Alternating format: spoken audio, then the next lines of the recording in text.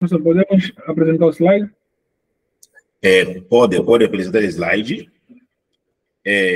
Eu estava dizendo, né? Agora nós vamos para o grupo 5, que tem um tema, vai não ser o tema dele, mas no que eu estou vendo aqui, está ligado mais à questão ambiental, direito da natureza. Vocês devem ter feito alguns recortes, mas antes da gente esquentar esse tema, né? Esse outro tema tão importante, eu estava fazendo comentários sobre outro grupo que passou aqui, discutir sobre a desdolarização em relação à BRICS e também a situação da busca pela hegemonia do Brasil, né? No cenário internacional. Eu estava dizendo quanto essa geração de hoje, através da revolução digital, nós podemos acessar muitos bancos de dados no mundo para termos informação no sentido a sistematizar o nosso trabalho de analista de relações internacionais, ou especialista, ou alguém que trabalha com a política externa. Então, isso que foi feito. Realmente, a apresentação foi muito boa. Os debates, quem também reagiu, foram pouca gente. A reação foi boa, a resposta também muito boa. E assim a gente fica feliz em termos de uma análise, né?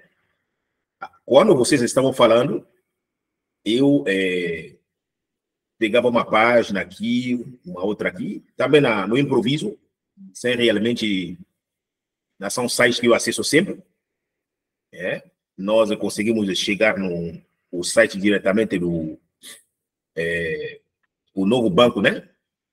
O novo Banco do Desenvolvimento, né? De BRICS, New Development Bank. A gente conseguiu o site dele e outras matérias que estão aparecendo. Então, isso aí, acho que a disciplina está cumprindo esse papel de trazer informação, debatermos e, ao mesmo tempo, mostrar o caminho como pode ser feito. Muita coisa que você colocaram aqui, você pode aproveitar até para estar escrevendo um artigo, né? Fazer artigo, isso vale a pena. Como eu posso, num momento ou outro, chamar vocês para a gente escrever artigo, né? Então, vou fazer esse convite, porque tem apresentações que são muito boas. A gente pode agora direcionar para a publicação. Dito isso, eu já chamo o próximo grupo. Por favor, pode pegar a palavra. Vocês que vão debater sobre crise climática, direito da natureza, racismo ambiental e sua relação com a biodiversidade, as lutas de povo indígena no Brasil e povos africanos. Uau, tema interessante. Estou vendo aí depois Guiné-Bissau como. Muito bem, fica à vontade. Bom dia, professor. Bom dia, colegas. Meu nome é Sansão Campos e sou um dos integrantes do grupo número 5. Na verdade, esse é o tema proposto pelo professor, mas a gente fez como é um tema muito denso e extenso, a gente fez alguns recortes e vai me desculpar se a gente não conseguir abordar toda a temática que está aí presente, mas a gente não tinha uma literatura principal para se basear, a gente teve que pegar vários recortes e tudo mais para fazer uma melhor apresentação para vocês. Então, desde já peço primeiramente desculpa se acontecer algum imprevisto no decorrer da nossa apresentação. Então, esse é o nosso tema: crise climática, direitos da natureza, racismo ambiental e sua relação com a biodiversidade, as lutas de povos indígenas no Brasil e povos africanos.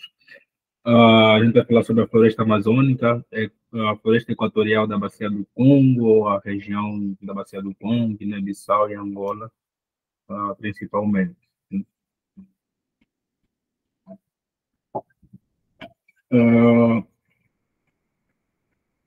Estes são os integrantes do grupo número 5, Carla, Nicandro, Sandra e eu, Sansão, que vos falo. Então, Sandra, pode começar. Bom dia a todos. Como o colega Sansão acabou de falar, fizemos alguns recortes em relação à nossa temática, porque tem 4 países aí, a gente dividiu os países Eu vou falar da Angola e sobre crise climática do país. Mas antes disso, a gente fez uma contextualização de Angola, que é um país muito rico em biomas e ecossistemas ligados à diversidade climáticas e fisiografia do território. E tem 7 biomas e 15 ecorregiões. Isso faz com que a Angola se torne um país africano com maior número de biomas. E o segundo com maior número de ecorregiões depois da África do Sul. A grande diversidade de ecossistemas da Angola permite a existência de uma diversidade de espécies extremamente rica. E entre eles temos os grupos taxonômicos, flora, insetos, anfíbios, répteis, aves e mamíferos.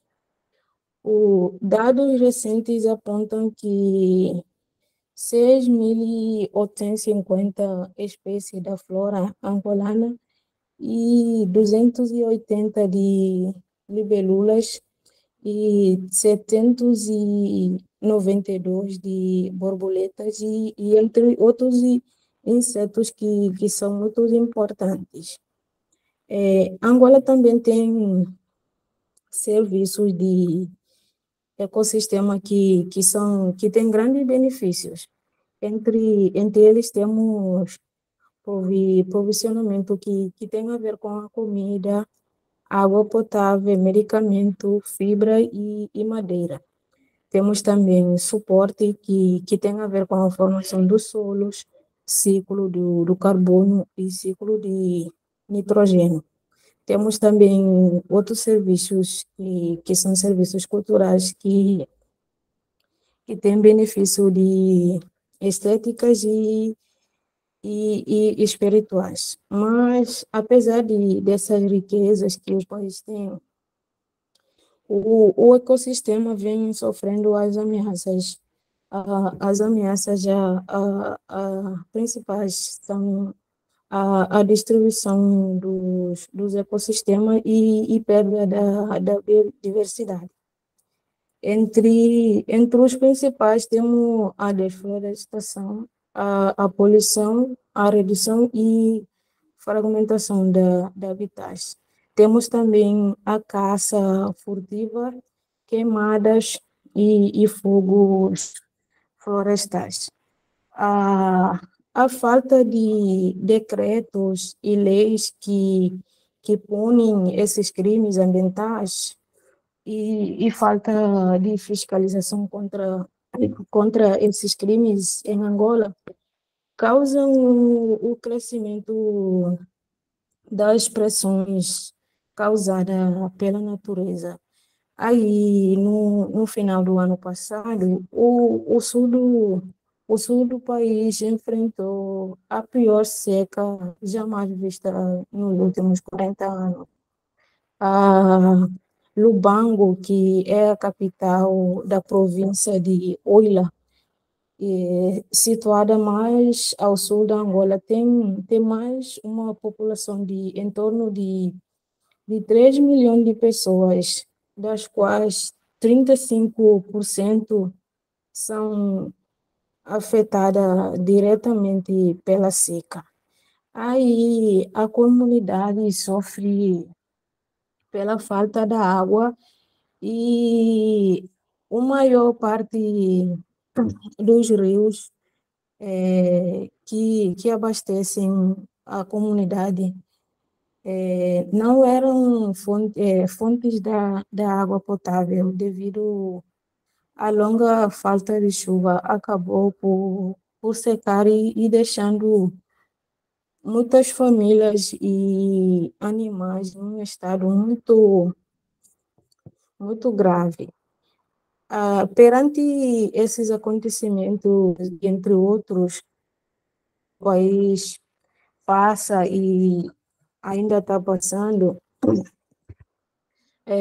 na COP26, o presidente da Angola, João Lourenço, revelou o compromisso do seu governo de usar 70% de energia renovável até 2025.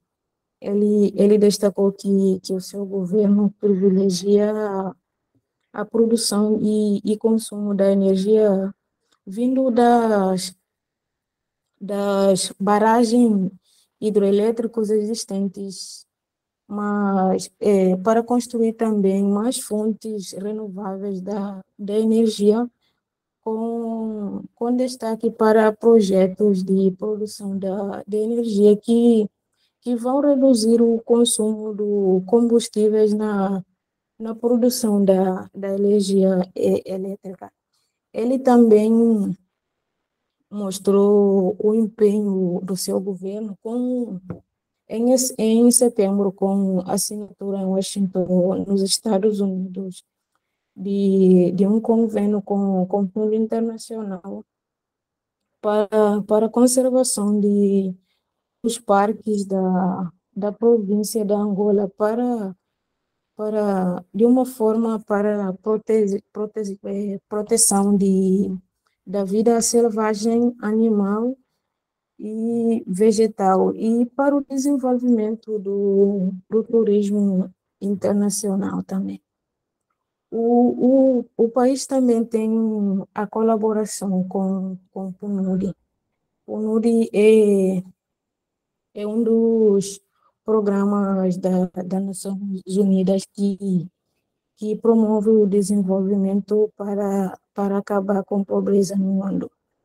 Aí, o país tem colaboração com o PNUD através do Ministério da Cultura, Turismo e Ambiente. E eles mostram que, por vários anos, o país conta com apoio de investimento de mais de 30 milhões de dólares americanos em projetos de conservação da biodiversidade do país e gestões sustentáveis das florestas, e promoção também de energias renováveis e gestões de recursos hídricos, partilhando com outros países também. Mas essa ação foi resultado da aprovação no Acordo de Paris e o desenvolvimento em curso das contribuições nacionais determinadas e outros vários projetos também realizados pelo Instituto Nacional da Biodiversidade. E as áreas também de conservação mostram que o país tem demonstrado o seu compromisso de valorizar a riqueza, porque é um país extremamente rico, valoriza a biodiversidade, e isso mostra como uma forma de alcançar o desenvolvimento sustentável. Aí, o Ministério do Ambiente, Cultura e Turismo da Angola conta com o apoio da PNUD, organizou também mais um evento climático. Foi discutido os efeitos das alterações climáticas sobre a fauna e a flora, e as atividades humanas que devem ser tomadas as medidas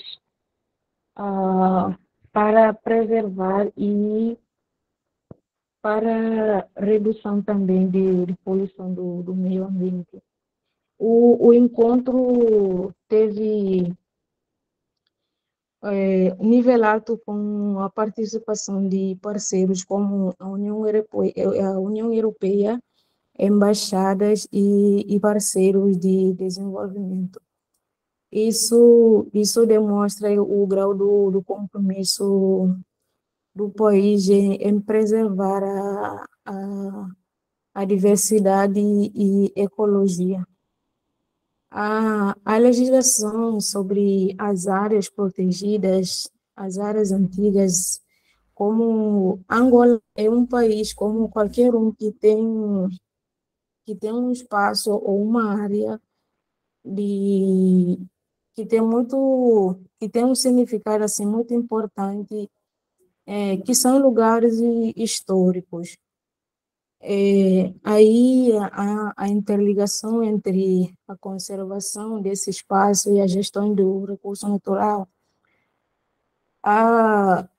o Ministério da Ambiente do país de turismo fizeram uma proposta para fazer um parque, né, com a intenção de juntar as comunidades locais de, de gestão das áreas, dessa área que é uma área protegida, e com o propósito também de realizar atividades do turismo baseado na natureza que vai beneficiar a comunidade, segundo eles, porque eles acreditam que a natureza está no centro do desenvolvimento humano. Além disso, também o país teve apoio de PNUMA. PNUMA também é um dos programas das Nações Unidas para o meio ambiente. Aí Angola teve ajuda da PNUD para mapear a emissão do metano. Não só Angola, mas Angola e Gabão. Em abril deste ano, Angola e Gabão acolheram um novo estudo de apoio pelas Nações Unidas e que pretende expor a quantidade de metano escapando de poços petrolíferos no litoral com a Nigéria, onde os dois países ocupam o topo dos principais produtores de petróleo na África. Aí, a emissão deste gás de efeito de estufa pode ocorrer nos estágios da produção, exploração, extração e transporte e armazenamento do recurso. Por outro lado, também a Agência das Nações Unidas destaca que a redução das emissões de metano é uma das medidas mais eficazes a ser tomada pelo setor energético para ajudar a enfrentar a crise climática. Aí a PNUD acredita que da redução que foi discutido no Acordo de Paris não podem ser atingidos sem a corte das emissões em 40% até 2030. Se não aconteceu isso, aí não vai ter mudanças climáticas. Aí, em 2021, o PNUD também lançou o Observatório Internacional de Emissão de Metano para ajudar também a acelerar as reduções até 2030, limitando o aquecimento de 1,5 ou 2 ou 2, ou 2 aquecimento como a prevê painel intergovernamental sobre mudanças climáticas. O NURI defende que baixar o uso de combustíveis e atuar na agricultura e nos resíduos poderia ajudar a alcançar todas as reduções de metano e evitar quase 3% de aquecimento até 2050. Aí, para tal, a agência sugere que o setor energético com ênfase para a produção de petróleo, gás, carvão, dispõe em solução disponíveis a custo baixo e até a custo baixo negativo. Vou deixar os meus colegas também falar dos outros países, como eu falei no início, e o Sansão também falou que fizemos alguns recortes para facilitar na explicação.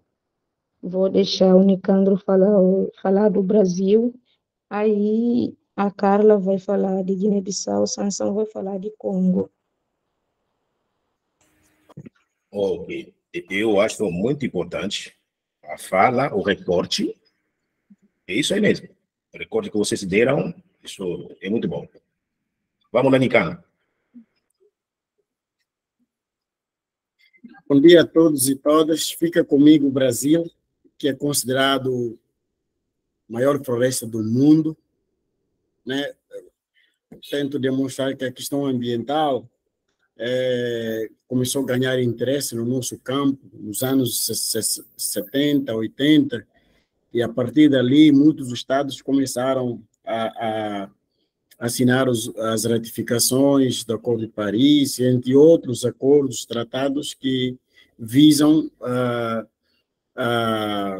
sanar os problemas de meio ambiente, as mudanças climáticas em diferentes lugares. E nós optamos por pegar não só o Brasil, mas pegar alguns países da África para poder instigar mais as discussões e também ver os horizontes diferentes entre continentes. Bom, para começar a falar do Brasil, eu prefiro, no princípio, correlacionar essa análise com os três níveis que nós estudamos, que fomos ensinados pelo professor Basileiro.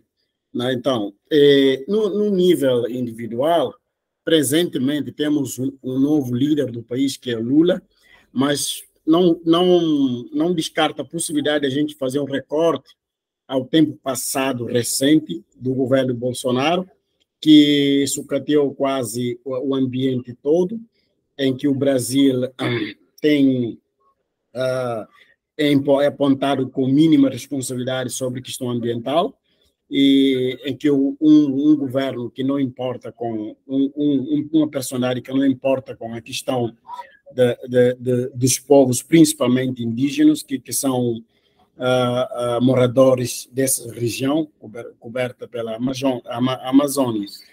E o Lula, se a gente for pensar muito bem, ele é um homem que, independentemente de falar bastante da questão do ambiente, ele é um homem que tem uma carreira vinda do sindicalismo. A gente sabe que os sindicatos têm uma visão muito parecido com movimentos ambientalistas, né? São aqueles que vão afrontando os estados sobre as práticas que ocorrem, né, sobre questões ambientais. Então, Lula tem essa personalidade, considerado como um homem que se preocupa, e durante esses dias que eu vou falar depois, tanto no CNN, assim como no jornal UOL, a gente vai ver o quanto ele enfatiza bastante essa questão de meio ambiente.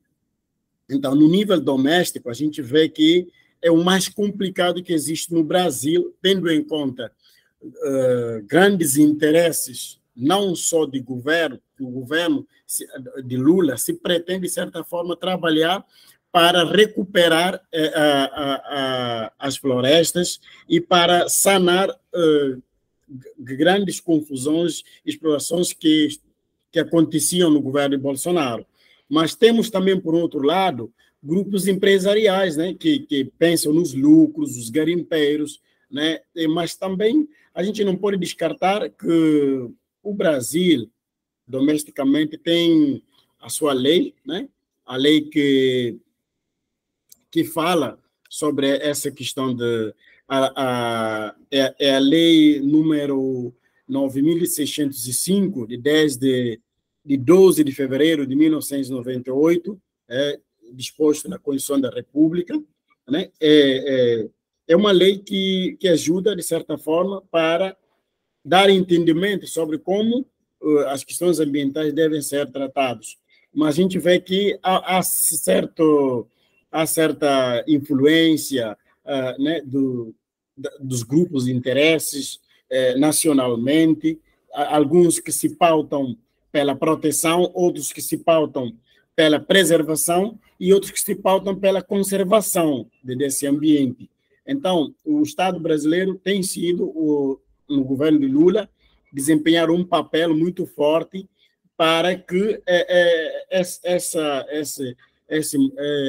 exploradores que vêm com essa ideia mais capitalista de saberem valorizar quem está nesse lugar, né? Os povos indígenas, né? Que têm essa relação. A gente precisa, de certa forma, como diz o Dougal, a gente precisa ter um conhecimento ambiental. Esse conhecimento ambiental não é só o que a ciência fala, mas o que aquelas pessoas que estão lá dentro, o povo indígena, pode interpretar sobre isso, né?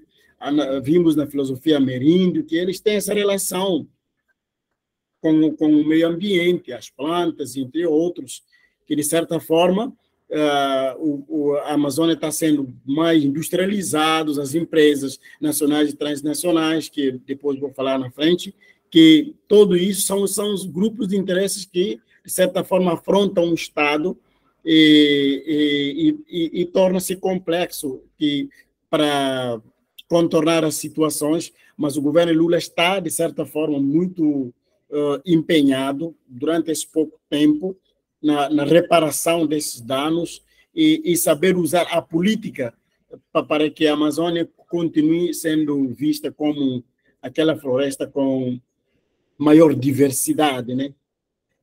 Falando assim. E também nós não podemos falar da Amazônia sem demonstrar que, segundo no jornal UOL, né, a Escola Brasil, a Amazônia é coberta por esses países: Brasil, Bolívia, Colômbia, Equador, Guiana Francesa, Peru, Suriname e Venezuela. Mas nessas áreas, considerando a abrangência em outros países, o bioma apresenta 6,9 milhões de quilômetros, né?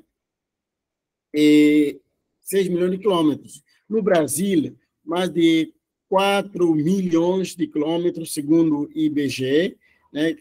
Pertence ao Brasil aproximadamente 32 milhões de habitantes, incluindo cerca de 1 milhão de indígenas. Para a gente ver que esse espaço não poderia ser visto, explorado do jeito como alguns grupos podem pensar, porque tem seres humanos que vivem ali e depois acabam sofrendo essas consequências, né? Ocupação, né, para aproximadamente 49,29%, né, do território brasileiro, nos estados de Acre, Amapá, Amazonas, Pará, Roraima, Rondônia, Mato Grosso, Maranhão e Tocantins. Só para aproveitar nesse aqui dizer que por isso que o Lula afirmou que a próxima Copa vai acontecer, né? No segundo jornal de CNN, em Pará. Isso ele justifica que queria que as pessoas não só discutir a questão da Amazônia, porque ele já foi em várias reuniões, a gente fala da Amazônia, mas ele precisa que as pessoas viessem e andem e conhecem a Amazônia fisicamente, não só falar dele. Então, a perspectiva da Copa é para esse lugar, Pará, para que as pessoas que vão participar conheçam bem essa situação. É só para também dizer que a Amazônia ela é composta tem a parte internacional e a parte integral. Essa parte integral que eu acabei de falar do Brasil, com todos os estados deles cobertos pela Amazônia, que é maior do que os restos, e também tem outra parte, né, como eu mencionei os outros países, isso é chamada Amazônia Internacional. Então, sendo que a Amazônia, apesar de maior parte é do Brasil, mas também os outros países têm outras partes, isso traz muita discussão internacionalmente, né, sobre questões da Amazônia. Então, nível internacional, a gente pode entender que o Estado governado por Lula tem esse grande empenho, né, nos fóruns internacionais, falar sempre da Amazônia. No dia 12 desse mês, quando o Ursula, né, da União Europeia, veio assinar alguns acordos ligados à Mercosul e o Brasil, o Lula respondeu o seguinte, que, olha, todos os acordos que vamos assinar, a gente tem que levar em consideração, né, o uso do meio ambiente. Isso quer dizer que o Brasil, nesse governo Lula, está com olhos abertos, né, nos projetos que visam, de certa forma, degradar o meio ambiente. Então, são essas relações. A gente também vê a nível internacional que a França sempre fala da Amazônia, por meio da Guiana Francesa. A França sempre, o banco dele financiando algumas indústrias que trabalham na Amazônia, poluindo. E essa discussão é muito forte internacionalmente. Também que os Estados Unidos, muitos consideram a Amazônia como um patrimônio mundial, apesar de ser mundial no sentido que oferece quase a muitos países da América do Sul, a água e o ar, mas tem certas limitações, né, que a gente pode ver que sempre o Brasil se defende bastante isso. Então, essa discussão a nível internacional, ele acaba, né, instigando Lula a continuar, né, ter aquela grande barganha de falar bastante da Amazônia, de usar as políticas que vão ajudar para que a Amazônia possa continuar vivendo. E nessa parte também do internacional, a gente pode ver que, como eu falei, que a União Europeia vai investir mais de 60 bilhões, né, em ações ambientais no Brasil. Isso foi um anúncio que a Ursula fez. E também no mesmo jornal, né, que a gente pode ver no CNN, a gente vê quando o Márcio Macedo afirma que na semana, né, numa atividade da Semana do Meio Ambiente e Combate à Poluição Plástica, o Brasil despeja anualmente cerca de 232 mil toneladas de plástico no oceano. A agenda ambiental desarticulada nos últimos 4 anos ganha centralidade no governo de Lula, com essas ações transversais. Então, a gente, só para enfatizar o quanto a visão do Brasil a nível internacional nesse governo Lula volta, né, a essa progressão do cuidado do meio ambiente. Lula anuncia também a Escola de Belém de Pará, né, para sediar a COP, que eu já falei. E só para confirmar essa parte, Sansão, não sei se você colocou aquele mapa, isso, aí a gente vai ver a percentagem, né, do Brasil e o resto, né? A gente viu que 69% que o Brasil detém nessa área, e os restos países estão em outras áreas, por exemplo, Bolívia, aqui, Peru, Equador, Colômbia, entre os outros países também que estão ao outro lado.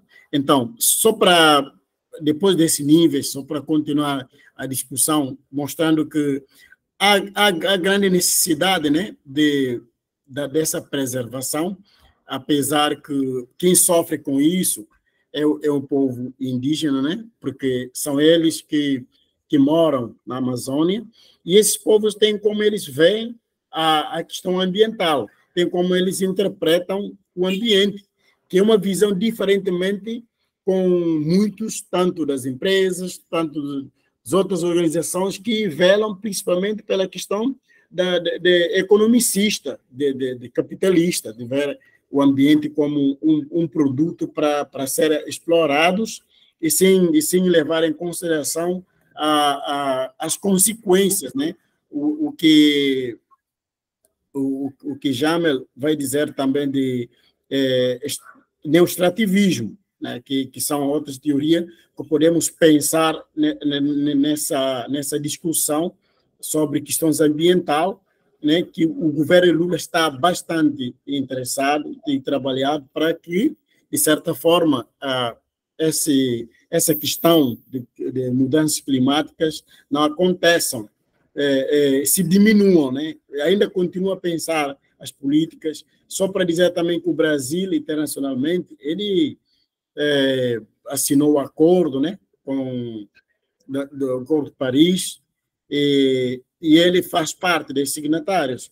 Em vários COP, sempre o Brasil participa também outras entidades, né, povos indígenas, para, de certa forma, ver como essa situação pode ser, de certa forma, mastigada ou trabalhada. A gente viu que no governo Lula hoje, a nível doméstico, já tem um Ministério, né, de Indígenas que, de certa forma, vai trabalhar arduamente para essa situação. Portanto, nesse governo, para compreender a questão do ambiente, é preciso levar em consideração alguns conhecimentos locais, principalmente do povo indígena. Então, essas informações que eu tenho para análise, né, dizendo que baseei muito no jornal UOL, assim como CNN, e também o Partido dos Trabalhadores tem um canal que eles publicam todas as ações do governo de Lula, também que eu visitei, até porque se eu vou deixar aqui no link, se alguém abrir esse link vai encontrar mais ações sobre esse governo de Lula, que eu acho importante. Obrigado. Muito bem, Nicandro. Obrigado. Eu vou dar continuidade, mas antes de dar continuidade, a gente quer mostrar uma imagem, né? É uma série de... Depois de 2 países serem falados, a gente mostra uma foto. Uma imagem vale mais que 1000 palavras, né? Então, retrata aí como a mão dos humanos, né? Os feitos dos humanos, o que os humanos têm feito, né? São os principais, né? Os principais personagens, né? Que destroem o meio ambiente, a degradação ambiental, que ocasiona a crise ambiental, né? Então, temos aí uma imagem vale mais que 1000 palavras. Nós temos aí, no fundo, os ares poluentes, né? Gente se deslocando para um lugar ou outro com seca, mares contaminados, águas do rio contaminadas também. Então, uma imagem vale mais que 1000 palavras. Serve também para reflexão, né? Nossa reflexão quanto à questão da crise ambiental, que é uma pauta muito séria. E é uma pauta recente, como o Nicandro disse, começou nos anos 60, mas é uma prática bem séria, porque isso depende do futuro do nosso planeta, né? Das gerações que vêm também. Eu vou falar sobre o Congo. Lembrar que quando falo Congo, nesse quesito, não falo de um determinado país, né? Vou falar sobre a Bacia do Congo, né? Que fica localizada, né? Para quem não conhece, eu trouxe aqui para entendermos essa região da Bacia do Congo, né? Para quem não conhece, ela fica localizada na África Central, né? Na região que também é conhecida como África Equatorial Ocidental, que é a região onde está o Congo, e essa bacia do Congo, ela abrange países como Angola, a República Democrática do Congo, República do Congo, Gabão, Camarões, República Centro-Africana e Guiné Equatorial. Então, é uma região muito muito densa, muito extensa, na verdade. Só para vermos aí alguns detalhes que eu botei no slide aí, são 80,6 milhões de quilômetros quadrados. Para termos uma ideia, a bacia do Congo é a segunda maior bacia do mundo, só perde para a Amazônia, né? E ela é também considerada como o segundo pulmão do mundo, né? Pois ela também perde com a floresta da Amazônia. Ela tem 10% da biodiversidade do mundo, então 10% do... como que eu posso dizer? Sim, 10% da biodiversidade do mundo e também tem o segundo reservatório de carbono do mundo. Você que dizem que ele é o segundo pulmão do mundo e também perdendo para a Amazônia, né? A região que abrange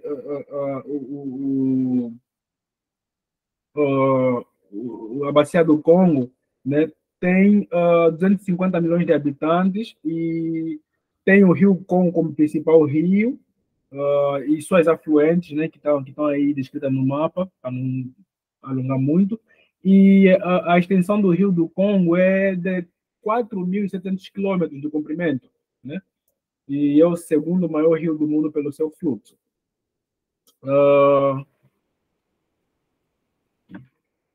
Como eu disse, né,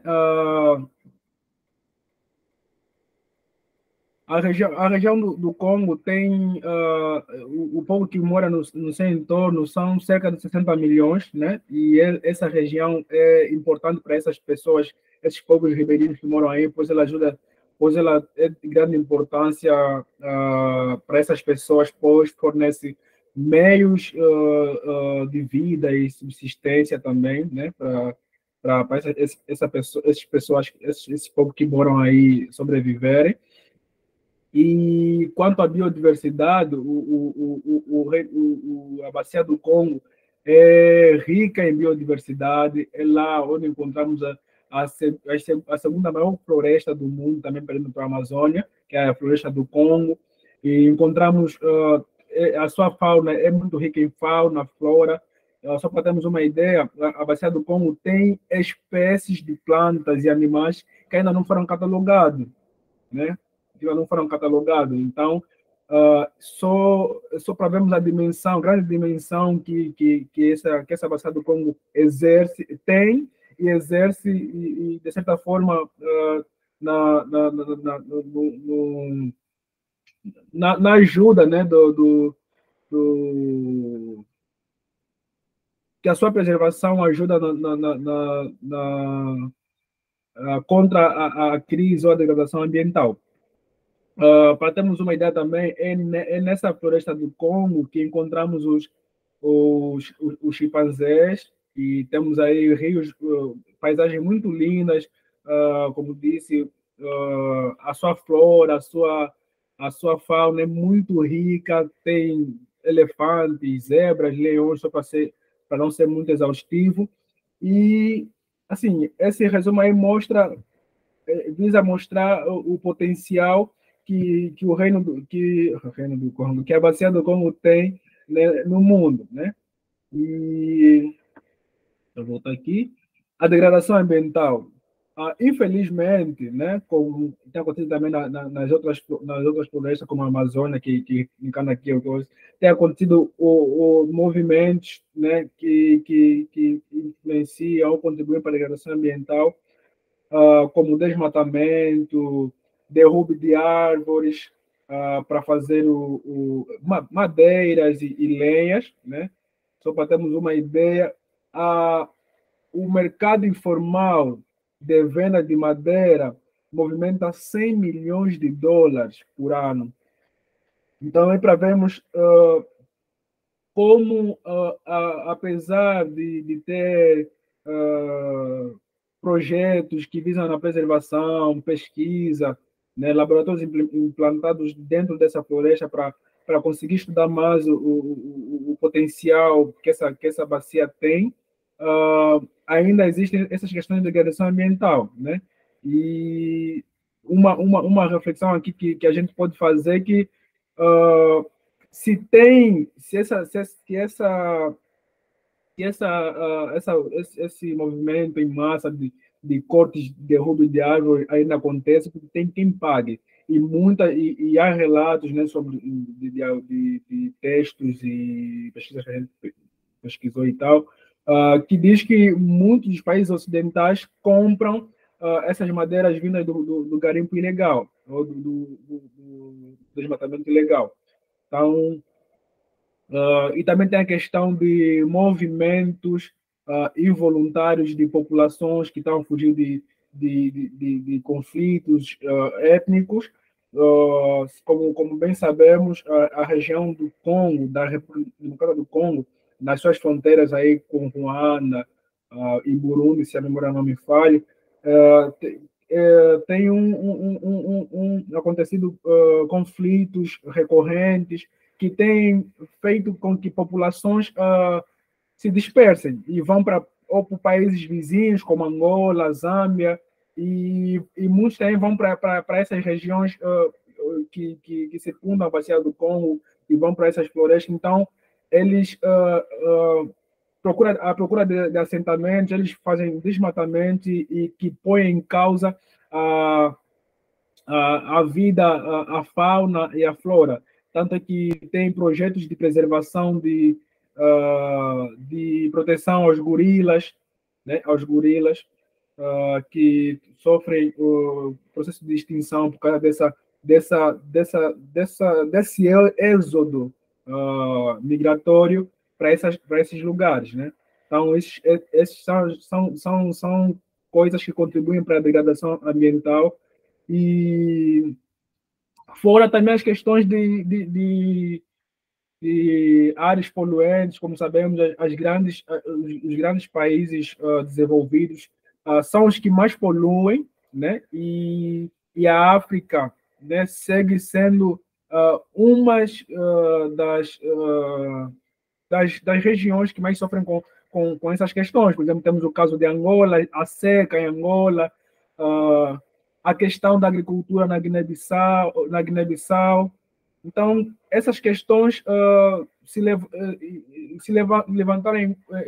em conta, ou se levantaram debates sobre isso nas COPs que já passaram, né, para que esses países tenham responsabilidade na questão na questão do seu compromisso em reduzir a liberação do dióxido de carbono na natureza, que contribuem para o aquecimento global. E isso tem trazido várias consequências no continente africano, né? Sobre o racismo ambiental, né? Podemos dizer que, sobre o racismo ambiental, muito tem se ouvido. Só para termos uma ideia, ultimamente tem se falado mais de acontecimentos, incêndios nos Estados Unidos, Ártico derretendo, Amazônia, Pantanal, Pampas, aqui na América Latina, ciclones na Ásia, furacões no Caribe e nos Estados Unidos, né? Calor intenso na Europa, Japão, chuvas inclementes na China. E só para vermos como o noticiário climático global está enchido de exemplos que escancaram esse racismo ambiental, né? A África tem muitas questões provocadas por degradação ambiental, crise ambiental e aquecimento global. Por exemplo, que eu falei da seca no sul de Angola, que afeta a região sul de Angola, onde a prática de agropecuária é maior, né? Cabeças de gado têm morrido por falta de água, não consegue se usar, se beneficiar da agricultura por causa da seca. Então, por essas questões mesmo. E dificilmente nós vemos essas questões na mídia ocidental, né? E num texto assim que eu tive acesso, uma ativista ugandesa que também sofreu assim esses efeitos desse racismo ambiental que eu depois conto, é a ativista Vanessa Nakata, ugandesa. Ela fala que como o continente africano, mesmo sendo afetado intensamente pelas mudanças climáticas, com temperaturas mudadas, estiagem, como eu disse, secas, prolongadas, crises ambientais das mais diversas, segue sendo pouco abordado na imprensa internacional. Então, isso aqui escancara o racismo ambiental, que o Ocidente só foca nas questões que lhe dizem mais, assim, tem mais interesse, né? Como é o caso da Amazônia, que tem uma extensão fora do continente europeu, da França, e tem uma presença também muito presente dos Estados Unidos, dos países nórdicos, como a Noruega. Então, essas questões escancaram realmente o racismo ambiental.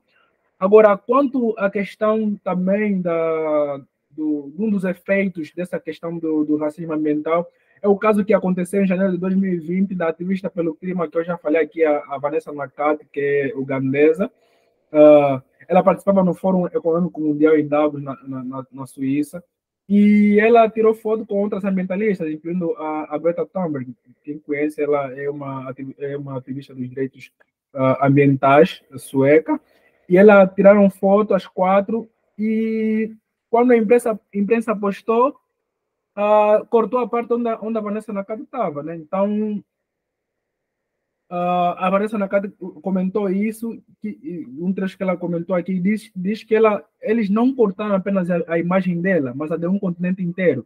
Então, isso escancara o nível do racismo ambiental, que relega essas populações, principalmente as populações do sul global, né, menos desenvolvidas, a esse lugar de inferioridade, né, que não valem a esses lugares um lugar de destaque quando passam por essas adversidades. Então, ela salientou aí que isso escancara também a forma como o continente africano é ocultado, né, nas questões climáticas. Não se leva muito a sério as questões climáticas, sendo que é o continente, principalmente na região do Congo, é o continente onde acontece muita extração mineira e empresas multinacionais que não levam em conta a responsabilidade ambiental, né? E pelos povos ribeirinhos que acontece aí, e também pelo mundo, que moram aí, e também pelo mundo, né?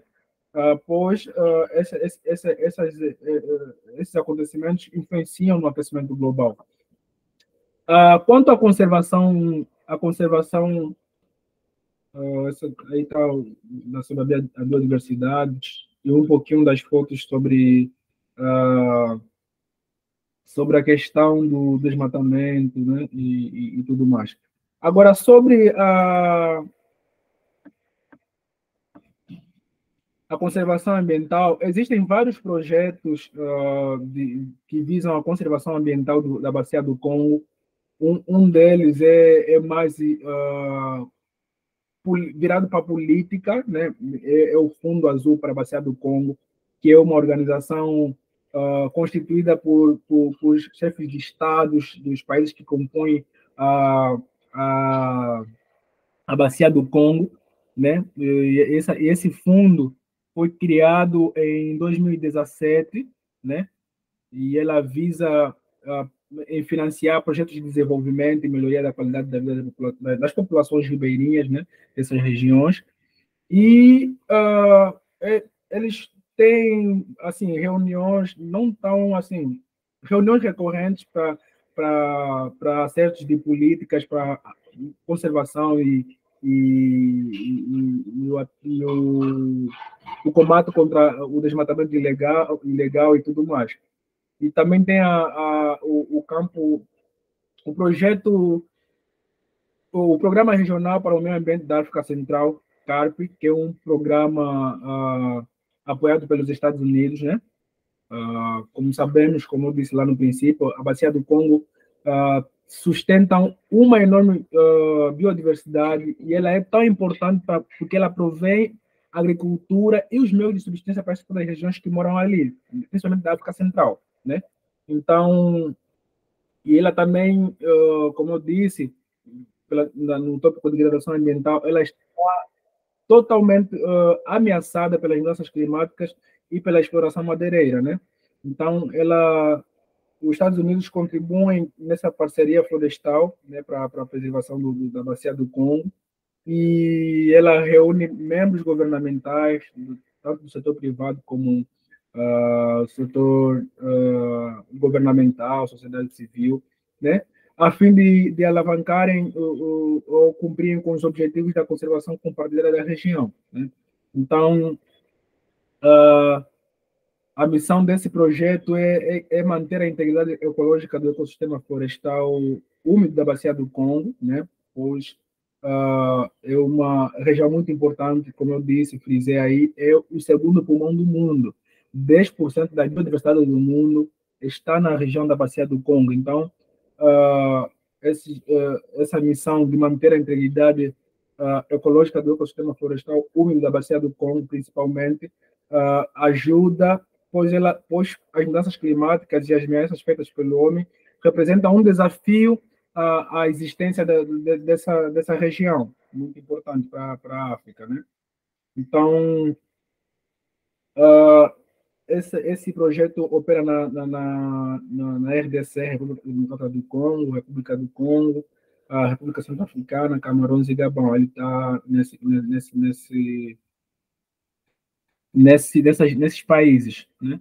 E também tem a questão de tem laboratórios europeus que estão lá com nativos desses países a investigarem aprofundarem mais sobre a biodiversidade e tudo mais, sobre a fauna, sobre a flora e sobre formas de como preservar né? Preservar mais o desconhecido e quase intacto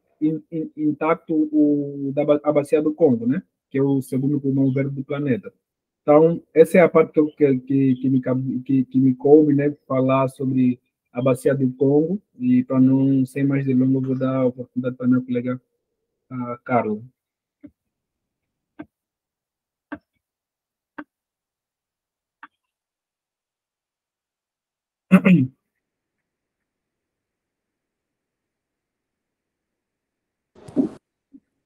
Bom dia.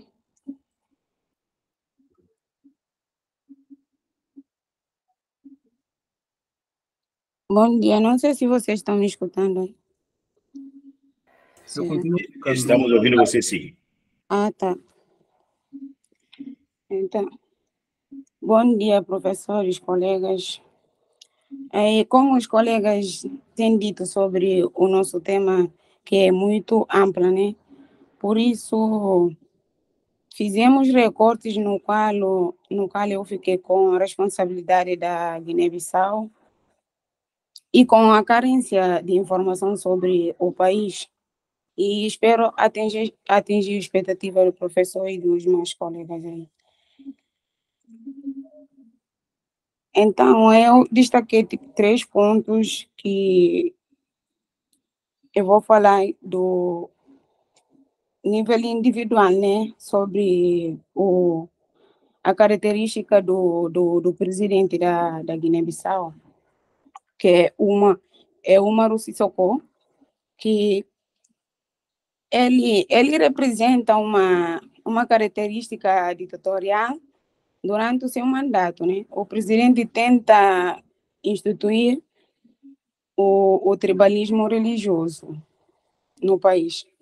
E a sua visão sobre as mudanças climáticas, tudo indica que ele não se importa com questões ambientais.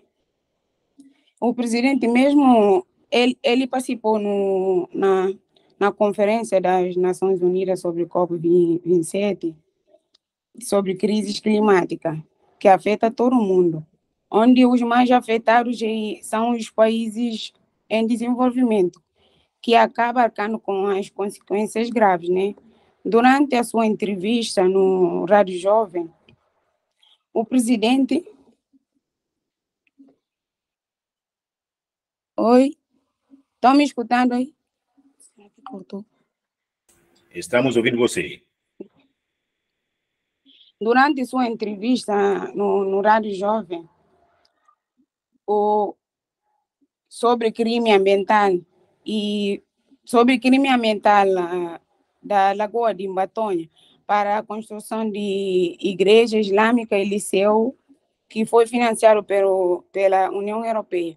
O presidente mostra claro que não se interessa com questões ambientais e alega que o interesse nacional sempre sobrepõe o interesse ambiental e desvaloriza os movimentos que estão defendendo a causa.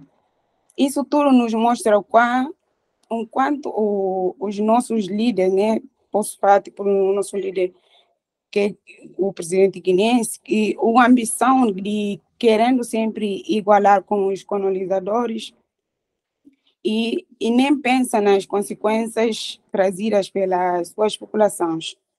E como aponta o Miguel Barros, ele disse que isto se soma também é uma elite política e econômica com mentalidade colonial que busca a todo custo manter o status quo, com o mesmo se isto significar vender o bem comum para responder às aspirações individuais ou de grupos.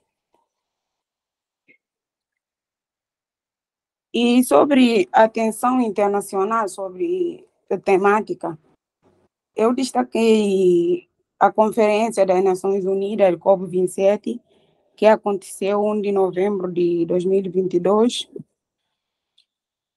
em Sharm el-Sheikh, no Egito.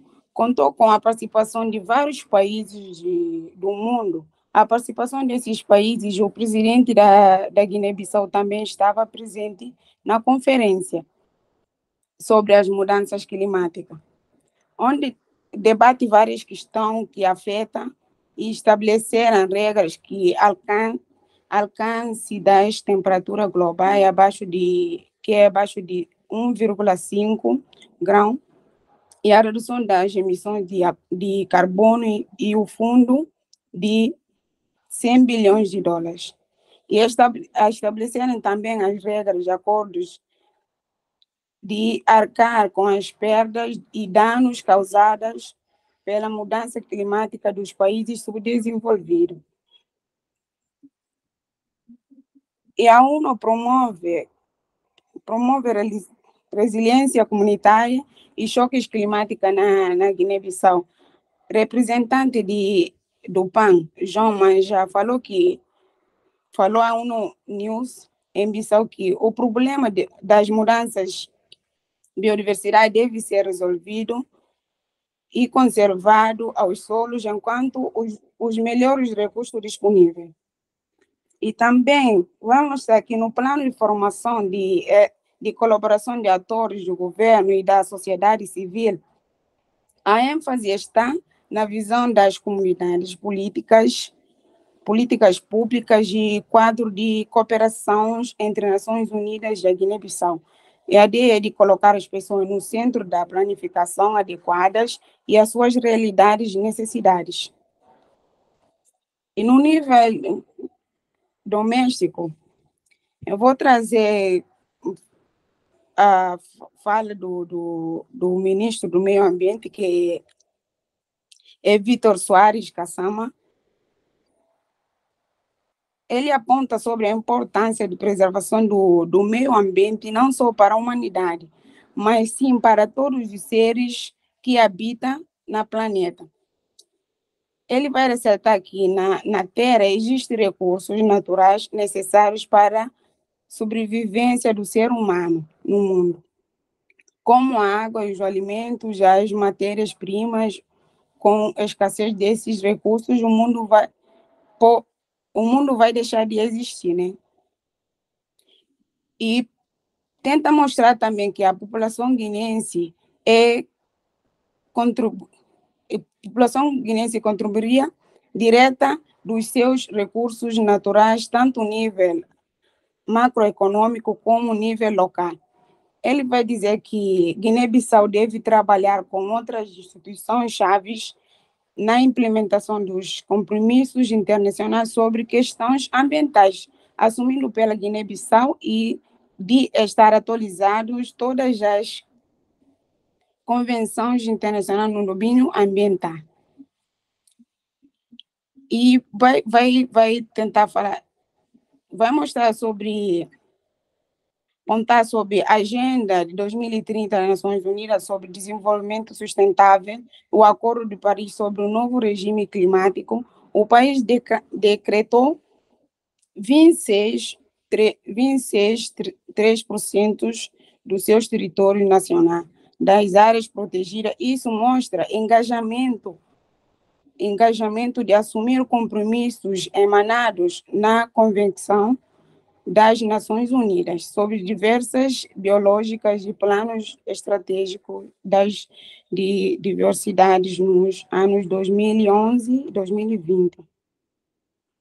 De acordo com o relatório da Unicef, aponta que os jovens que vivem na Guiné-Bissau estão entre o que correm mais risco devido ao impacto climático que ameaça a sua saúde, educação, proteção e expõe a doenças mortais no país.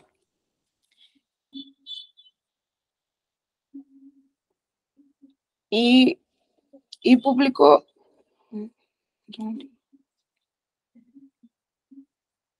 O desmatamento cresceu drasticamente na Guiné-Bissau após o golpe militar de 2012. A percentagem confirma que em 2010 saíram 15 contentores de madeiras do porto de Bissau e o número foi aumentando 2 anos até chegar a 2013. A 409, um aumento quase 30 vezes dentro de 3 anos. E Nações Unidas,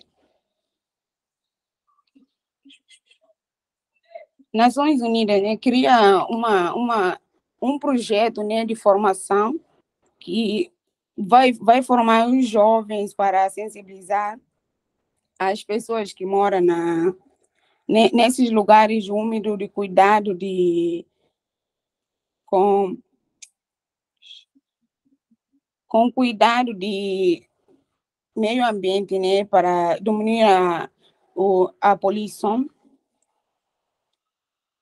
E também o projeto Homem Novo, né, é um projeto que tenta, é um projeto, né, que defende também as causas de poluição na Guiné-Bissau.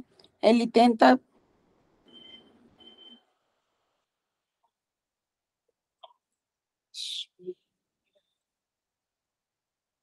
e o projeto novo, o seu objetivo é de tipo, não sei, estou escapando a palavra aí.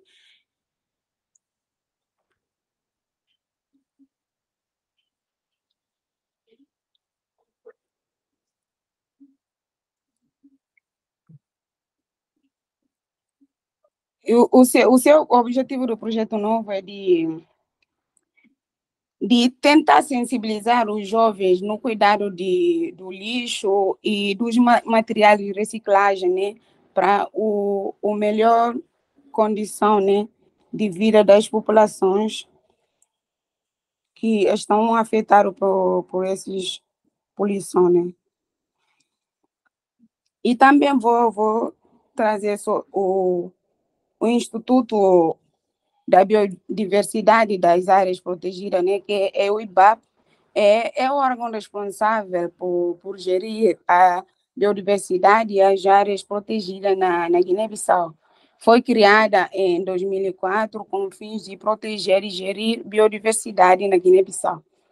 E tem como objetivo promover e salvaguardar os ecossistemas da biodiversidade, apoiar a criação e gestão das áreas protegidas, contando com a rede de colaboração, distribuidores entre seres de Guiné-Bissau e pelas 8 áreas protegidas. E também favorecer a utilização equitativa dos recursos naturais. Segundo o IBAP, o IBAP declara que gerir maneira de participativa eficaz as áreas protegidas dos recursos estratégicos da biodiversidade, valorizando com os conhecimentos científicos e tradicionais, favorecendo sinergias e parcerias ao nível local, regional e internacional. As áreas onde vivem os participantes sofrem erosão costeira, intrussão marinha, a desflorestação da falta de chuvas em algumas áreas, degradação dos solos, invasão da água salgada nas zonas de produção de arroz, resultam destes fenômenos climáticos. Falando do desmatamento florestal no governo de transição, o meio ambiente sofreu um impacto agressivo. A presença dos parceiros internacionais foi assim com os chineses, construíram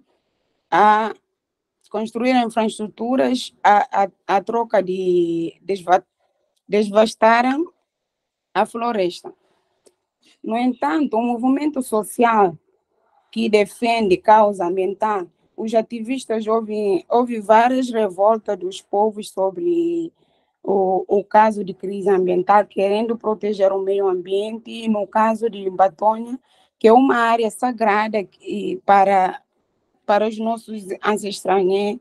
Entretanto, o Estado não deve apropriar-se de um lugar sem pensar na preservação da cultura do país. Então, eu vou ficar por aqui. Obrigado, Carol. Como eu disse, cada dois países que forem apresentados apresentam uma imagem de reflexão, e temos aqui mais uma série, uma imagem vale mais que 1000 palavras, né? Então temos aí onde se apresenta aí as opiniões, né, das demais variados povos existentes no mundo, né, que são contra a emissão do dióxido de carbono, a emissão de gases tóxicos para a natureza, o desmatamento e o incentivo na capacitação de países na obtenção de energias renováveis, eólicas, como solares e eólicas, né, ao menos desmatamento e mais lugares para cultivo, para agricultura, porque esses são os mecanismos para diminuir a questão da crise ambiental e temos um mundo menos poluído e ideal para a sobrevivência da raça humana. Então, e essas são as referências que a gente se baseou. São um pouco das muitas referências que a gente se baseou, então não dá para botar todas aqui. E queremos, de certa forma, agradecer a vossa atenção durante a preparação do nosso seminário e obrigado mais uma vez pelo nosso grupo e fechamos por aqui. Obrigado pela atenção, mais. Ok. Eu quero agradecer muito, porque acho que vocês se prepararam muito bem, né, para a sua exposição, né? Se você pudesse... deixa, por enquanto, o título do jeito que ele está. Deixa aí. Ui, embasou aí. Se prepararam muito bem, isso é bom. A maneira como vocês estão articulando as fontes, repito de novo, hoje nós temos acesso a muita informação. Agora é preciso saber sistematizar essas informações aí. E esse aí foi o caminho que vocês pegaram, né? De estar sistematizando a partir de uma provocação que eu dei para vocês e vocês conseguiram fazer recorte. E como quando a gente faz uma monografia, um TCC, um artigo, uma tese, você tem o tema que é amplo, você vai fazendo recorte. Mas aí vocês fizeram uma escolha muito boa, no sentido de olhar os países, né? No caso, o Brasil, Angola, Guiné-Bissau e o foco na Bacia do Congo, né? Não necessariamente na República Democrática do Congo, mas na Bacia do Congo, né? Que ficou ainda muito, muito rico o recorte que vocês fizeram. O resto são informações, né? E a pesquisa vai mostrar E do resto, vocês estão muito bem antenados, né, antenadas com o debate no âmbito das relações internacionais. Isso aqui é muito bom, sabe? A partir dali, vocês podem debater com teórico, não teórico, não é? Esse assunto. Outro dado interessante é a maneira, alguns, né, de vocês, esse turma como outro também, aquele níveis de análise, né, como vocês também estão aplicando ele em relação ao material que está na sua frente. Bom, eu não vou ter muita coisa, não. É um tema que eu gosto, a crise climática, direito da natureza, eu coloquei de propósito, né, para vocês. Nesse caso, reitero a leitura do site da ONU, chamado Harmony with Nature, onde nós trouxemos o conceito de direito da natureza. Já tinha dito em outros momentos, né? Aí recomendo também algumas escritas minhas, mas começo pelos meus colegas, como a Vanessa, né? Ashton de Oliveira, Direito da Natureza, que foi uma das teses, né? Escrita em 2016, o livro da Germana Oliveira, são pessoas que estão na mesma plataforma comigo desse Harmony with Nature, Harmonia com a Natureza e Direito de Pachamama. Isso também é outro paradigma, 2018. Recentemente, a minha obra, Filosofia do Ubuntu, Direitos e Deveres no Despertar da Consciência Biocósmica. Esse livro eu lancei ele, acho que foi ano passado, né? Ele é de 2022. Foi lá no final do ano que a gente lançou ele. Onde tento trazer agora essa dimensão mais do pensamento africano perante aquilo lá. Nós somos esses autores, nós que estamos na plataforma Harmony with Nature, entendemos o que a natureza é uma pessoa jurídica, a natureza na sua diversidade, complexidade, tem entidade, é uma entidade, portanto, merece respeito, reverência, né? Merece seus direitos. É diferente de falar do meio ambiente. Então, ali vocês vão ver em outros momentos como lidar com isso. Outra obra que eu gosto também é de Arivado Santos de Souza, uma obra muito boa também, Direitos e Racismo Ambiental, né? Na diáspora africana. Vou poupar vocês em relação a definições que eu posso dar aqui, mas a ideia principal é aquilo que vocês tinham dito. A gente evitar uma ecologia política light, que não considera, não leva em conta as pessoas que moram naquele território, naquele espaço, as pessoas que são parte da natureza e estão presentes ali. No caso, populações indígenas, algumas populações africanas também. E vocês ressaltaram, né? Quanto essas comunidades, esses povos, especialmente nós, que temos outro paradigma de lidar com a natureza, temos muita contribuição perante a crise estabelecida e como também reconstruir. Bom, basicamente é isso. Entrarei aqui no debate sobre o termo sobre sustentabilidade, também que é um conceito hoje muito em disputa. Poderia falar sobre o ESG, Environmental, Social and Governance. Essa nova categoria, na atualidade de 2023, onde o tema da crise climática, né, está na moda, a proteção da natureza, né? Essa agenda nova. Tem também muitas empresas que estão tratando a questão de ESG. Então, é o assunto que a gente precisa se apropriar. Repito de novo. É a ideia segundo a qual é preciso trabalhar no sentido da harmonia entre, ele chama environmental, né? Environmental seria meio ambiente, que nós chamamos de natureza, harmonia entre natureza, o social e a governança. São 3 elementos. A partir dali também podemos começar aqui a discutir. Eu coloquei um texto a respeito, porque acho que é uma discussão muito atual.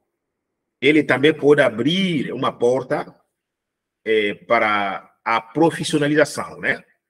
Vocês, como jovens, né, também que precisam se colocar no mercado de trabalho, é uma área realmente, se você se especializa, dentro da sua formação, você não vai faltar emprego. Eu acho que todos os temas que nós estamos tratando aqui, né? Relações internacionais, eles têm essa vantagem de jogar você no mercado de trabalho.